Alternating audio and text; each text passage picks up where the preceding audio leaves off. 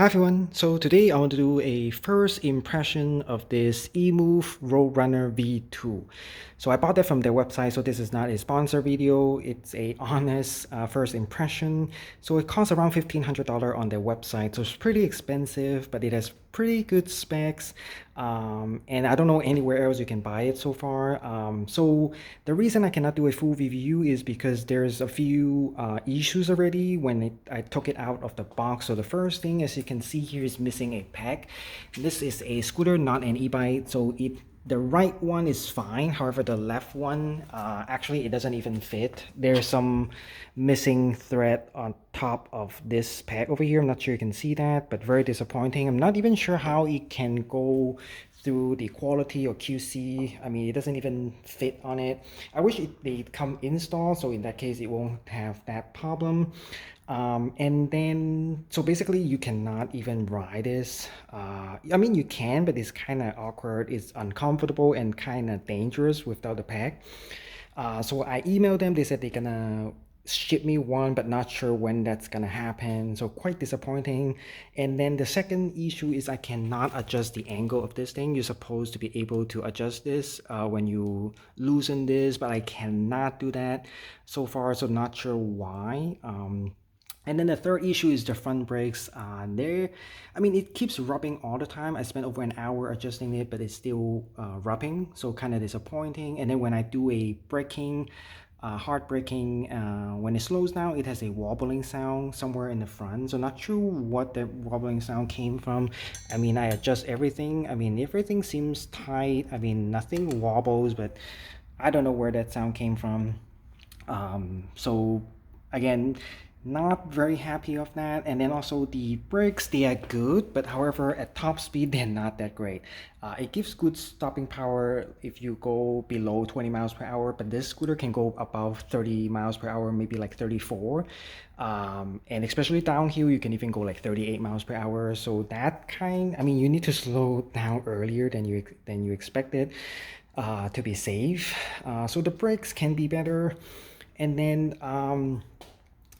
then the scooter itself is again not as small as you think, even though most people think this is a small scooter for its size. I mean, if you compare to regular 20-inch or 26-inch bicycle or e-bike, this might look small, but however, it is bigger than I expected actually.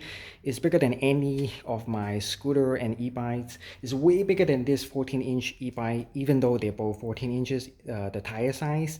However, this is way smaller, several inches shorter and way lighter. This one, the website says is 55 pounds, however, is actually around 65 pounds. And the package that came with it, according to UPS, is actually 90 pounds.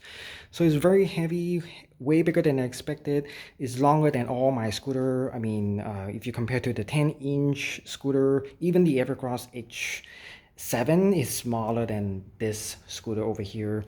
And then the charger, it comes with a 3 amp charger. However, this is a big battery. It's a 26 amp hour or 26 AH. So it's pretty big.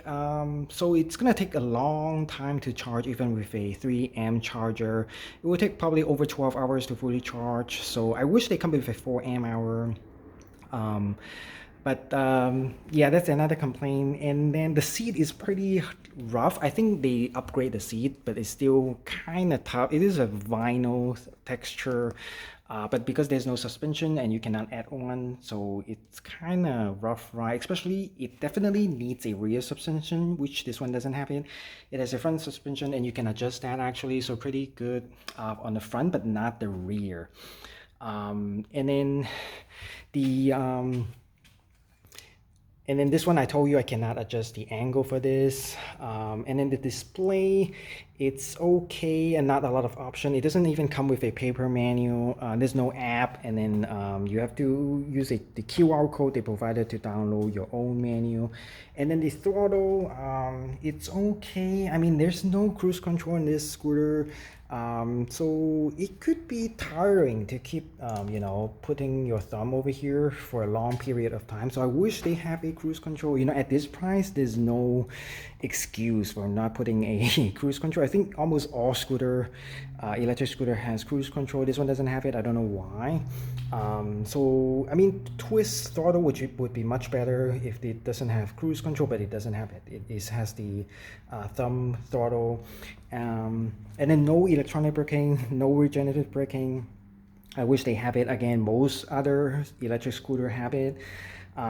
So at this price, I don't know because I have to wait for a full review, especially for the pack to come before I do a full review. But so far, not very happy. I mean, not too impressed so far, especially at this price. So anyway, this is my first impression of this Emove Roadrunner. So thanks for watching and have a nice day.